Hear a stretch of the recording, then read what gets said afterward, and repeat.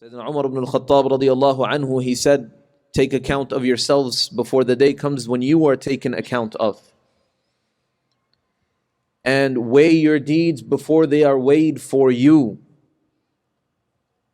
Indeed, today you have the opportunity to perform action, and there is no accountability. Tomorrow, there will only be accountability and no opportunity to perform action. So may Allah subhanahu wa ta'ala make us from those people who are aware of Him, who are aware of His rights and the rights of the Messenger sallallahu alayhi wa sallam, who fulfill the rights of Him subhanahu wa ta'ala and the rights of His Messenger sallallahu alayhi wa sallam. We are in the blessed, generous, luminous month of Rabi' al-Awwal, and a conversation that is important for us to have is the conversation of love. The reality of this entire affair of this world is that this entire affair is an affair of love.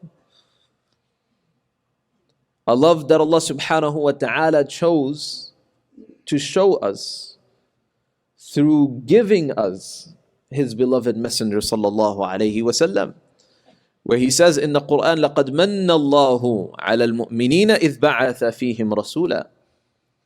That Allah subhanahu wa ta'ala has performed a favor.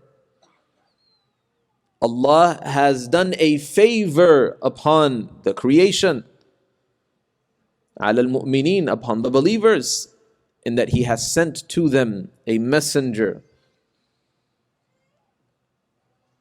The function of the Messenger sallallahu alayhi wa sallam is to be that vessel of love for us. A vessel that would contain the love of Allah subhanahu wa ta'ala and fulfilling His rights.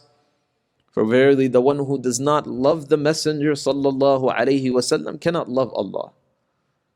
And the one who does not believe in the Messenger sallallahu alayhi wa sallam cannot reach Allah. As Allah subhanahu wa ta'ala, He says in the Quran, قُلْ إِن كُنْتُمْ تُحِبُّونَ اللَّهِ. There are those people who would claim that they love Allah. There are those people who would claim that their relationship with Allah is strong. So Allah subhanahu wa ta'ala says, the only way and the measure to prove your love for Allah, إِن كُنْتُمْ تُحِبُّونَ اللَّهِ فَاتَّبِعُونِي. Say, O Messenger, O beloved, say, tell your people that if they claim to love Allah, that the only way their love of Allah is true or will hold any weight is if you follow me, sallallahu alayhi wa sallam, in the obedience of the Messenger sallallahu alayhi wa sallam. And the obedience of the Messenger sallallahu alayhi wa sallam, see, obedience, ta'ah and ittiba', they're two very different things. Ta'ah, obedience, and ittiba' or ta'ah, following the command. Obedience is completely different. Ta'ah is, it does not require love, right? It does not require love. قُلْ أَطِيعُوا اللَّهَ وَالرَّسُولَ. Ta'ah, it does not require love. It is simply as Allah commanded. So once Allah has commanded, you have to do, whether you love it or not. Ittiba', on the other hand, the crux of ittiba' is mahabba. Now without mahabba, there can be no ittiba'. There can be no ittiba' without mahabba. And so when Allah subhanahu wa ta'ala, He informs the believers through the Messenger sallallahu alayhi wa sallam that if we are lovers of Allah, then we have to have ittiba' of the Messenger sallallahu alayhi wa sallam. فَاتَّبِعُونِي. Then we have to love the Messenger sallallahu alayhi wa sallam. Now how do we love the Messenger sallallahu alayhi wa sallam? How do we love the Messenger? We love the Messenger like the people around him loved the Messenger. And we love the Messenger like Allah loved the Messenger sallallahu alayhi wa sallam. But there are a couple of things, my dear brothers and sisters, the reality of the human disposition living in today's day and age is that we struggle to love the Messenger sallallahu alaihi wasallam. We struggle to love the beloved sallallahu alaihi wasallam. And there are many reasons, could be many reasons, there can be many reasons. But today, bi'idhnillahi ta'ala, I want to just talk about two things. The first is ignorance of his reality. The ignorance of the reality of the Messenger sallallahu alaihi wasallam. And the reality of the Messenger sallallahu alaihi wasallam is not simply that Allah subhanahu wa ta'ala sent him as a messenger, but that Allah subhanahu wa ta'ala gifted the creation an example that Allah subhanahu wa ta'ala perfected. That Allah perfected. So what did Hassan ibn Thabit say? وَأَحْسَنُ مِنْكَ لَمْ تَرَى قَطُّ عَيْنِي وَأَطْيَبُ مِنْكَ لَمْ تَلِدِ النِّسَاءُ خُلِقْتَ مُبَرَّأً مِنْ كُلِّ عَيْبٍ كَأَنَّكَ قَدْ خُلِقْتَ كَمَا تَشَاءُ. That more beautiful than you, O beloved Messenger sallallahu alaihi wasallam, I have never gazed in my entire life. My eyes have never laid upon anyone like this. And more handsome than you, no woman has ever given birth. And you have been created free from all deficiency. It is as though you were created according to your own will. And in a way to say that if though you have been created in the most perfected form that a human being can be in. And the most perfect form of a human being is that the human being is a abd to Allah. So the only one to whom Allah refers as his abd in the Quran is Muhammadur Rasulullah sallallahu alaihi wasallam. Subhanalladhi asra bi'abdihi. And so that is the goal. The goal is to reach at least the lower levels of that ubudiyyah. The lower levels of that servanthood, that submission to Allah subhanahu wa ta'ala. And the only path to that is mahabba of Rasul. It is the love of the Messenger sallallahu alaihi wasallam. So why do we struggle? The first is the ignorance of the reality of the Messenger sallallahu alaihi wasallam. And the Messenger sallallahu alaihi wasallam, in learning his seerah, in learning his shama'il, his physical description alayhi salatu wasalam, in learning his khasa'is, the specific miracles that Allah subhanahu wa ta'ala blessed him with, those that manifested in the physical reality in him alayhi salatu wasalam, in his body, and those from his tongue alayhi salatu wassalam, and those realities that transpired through the words of the Messenger sallallahu alaihi wasallam, or simply through the mere presence of the Messenger sallallahu alaihi wasallam. Do we not know the story of the companion or a man who intended to assassinate the Messenger sallallahu alaihi wasallam, and he hid his dagger under his ihram, and he goes to the Kaaba and he finds the Messenger sallallahu alaihi wasallam performing tawaf. He goes around and around, and the Messenger sallallahu alaihi wasallam each time looks at him and he says, "What are you doing?" He said, "Ya Rasulullah, I am making dua. I am praying to Allah. I am following you." But secretly he has his dagger hidden. He wants to assassinate the Messenger sallallahu alaihi wasallam. And then finally the Prophet sallallahu alaihi wasallam turns around and he places his blessed Mubarak hand on his heart. Physical realities that transpired through the Messenger sallallahu alaihi wasallam. You see, loving the Messenger sallallahu alaihi wasallam cannot only be achieved through learning simple facts about his life. When was he born? Who were his parents? When did he leave this dunya? When did he migrate to Medina? Yes, all of those things are important, but they are an aspect.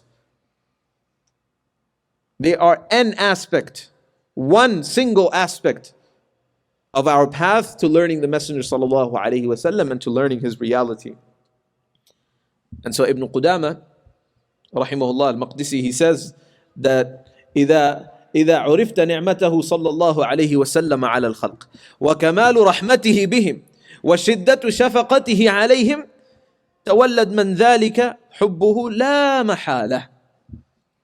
So Ibn Qudamah Al-Maqdisi Al-Hanbali, he says, rahimahullah, that when a person recognizes the blessing of the Messenger sallallahu alaihi wasallam upon the creation, that his perfect mercy upon the creation, and his deep compassion and love for you,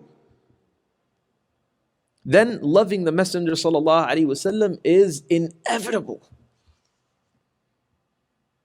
So we often hear the people, the scholars, they say that if you learn about the Messenger sallallahu alaihi wasallam, it is impossible that you don't love the Messenger sallallahu alaihi wasallam. So that aspect is not simply what did the Prophet sallallahu alaihi wasallam command, and when was he born, and the simple facts of his life. Who was he sallallahu alaihi wasallam? Rasulun min anfusikum azizun alayhi ma anittum. His mercy transcends time. From 1400 years ago until today, the Messenger sallallahu alaihi wasallam, he feels what we feel. He feels what we feel. And the Prophet sallallahu alaihi wasallam, he told us that our actions are presented to him. And if he sees that if our actions are good, then he makes dua. And if he sees that our actions are bad, then he makes istighfar for us.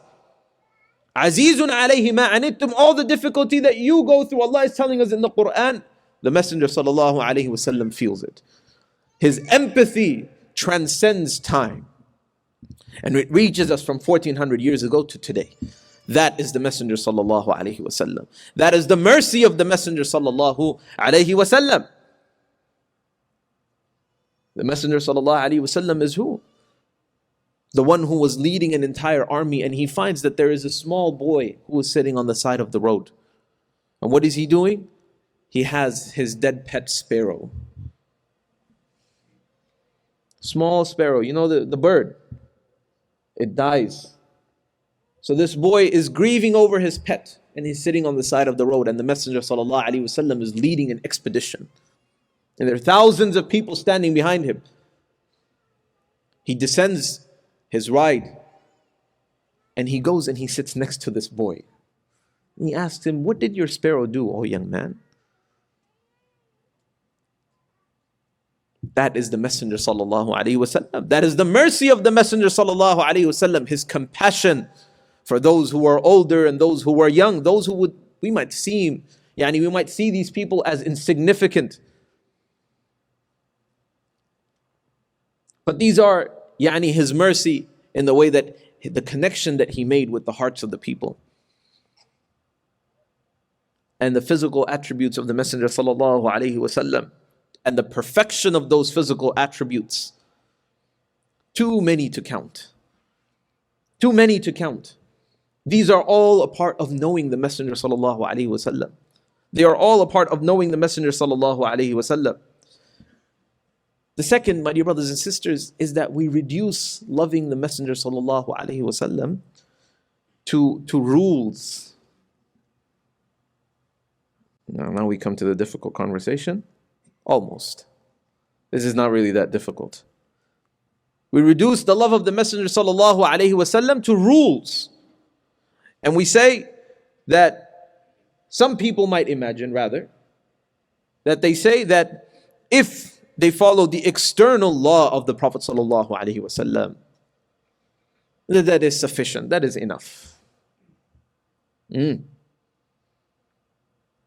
That if they follow simply what the Prophet ﷺ said, do this and don't do this, that it will be simply enough. But the Quran disagrees with this position. Now I made that claim, so now I have to back it up with something that is heavier than that. The Quran disagrees with this position. And Allah subhanahu wa ta'ala, He says in the Quran in Surah Al-A'raf, فَالَّذِينَ آمَنُوا بِهِ وعزروه ونصروه واتبعوا النور الذي أنزل معه أولئك هم المفلحون. So not just those people who believe, and not just those people who believe and who follow His command. No. Allah subhanahu wa ta'ala says those who believe in Him, who honor Him. فالذين آمنوا وعزروه فَالَّذِينَ آمَنُوا بِهِ وَعَزَّرُوهُ, who honor him, alayhi salatu wasalam, who revere the messenger, sallallahu alayhi wasallam, وَنَصَرُوهُ, and who support the messenger, sallallahu alayhi wasallam, وَاتَّبَعُوا النُّورَ الَّذِي أُنزِلَ مَعَهُ, and they follow the light, the guidance that Allah subhanahu wa ta'ala sent him with. They fulfill the requirements of that guidance. But right after Iman, what is the first condition that Allah presented? Azzaruh, honor the Messenger sallallahu alayhi wasallam. Honor the Messenger sallallahu alayhi wasallam.